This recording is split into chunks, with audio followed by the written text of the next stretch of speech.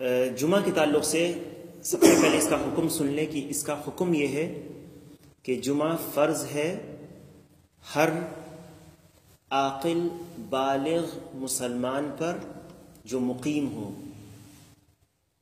ہر مرد عاقل بالغ جو مقیم ہو.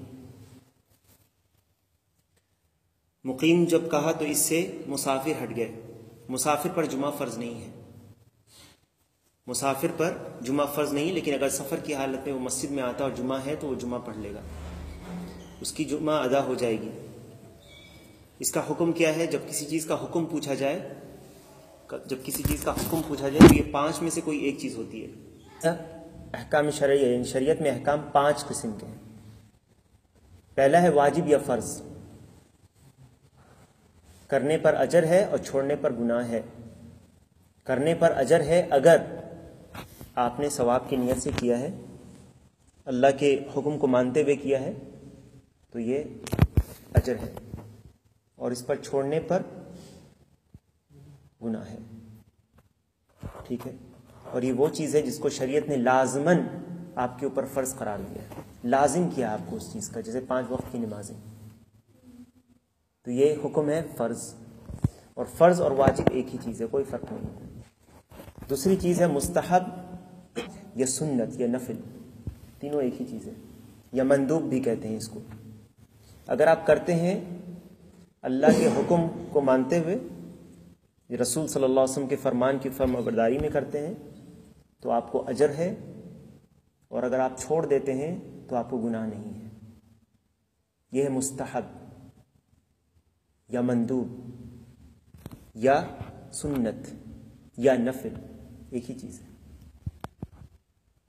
کیونکہ یہ الفاظ آئیں گے ابھی. تیسری چیز مباح یا جائز،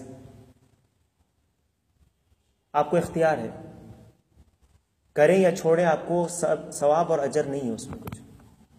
اب آپ پانی پینا چاہتے ہیں یا شربت پینا چاہتے ہیں، اس میں کوئی اجر نہیں ہے. آپ کو شربت پینے سے آپ کو اجر نہیں ملے گا.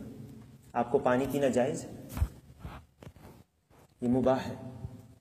کھانے کی جتنی چیزیں ہیں اصل یہ ہے کہ وہ مباح اور جائز ہے، الا یہ کہ اللہ تعالیٰ نے یا رسول اللہ صلی اللہ علیہ وسلم نے اس کو حرام کیا.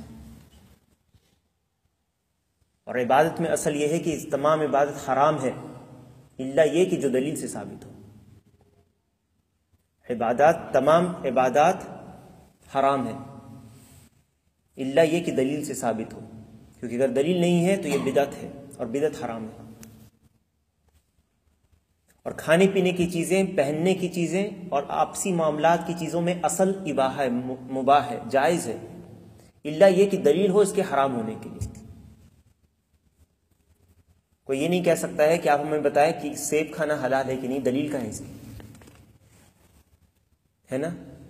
جائز ہے تمام چیزیں، یہ ہے مباح.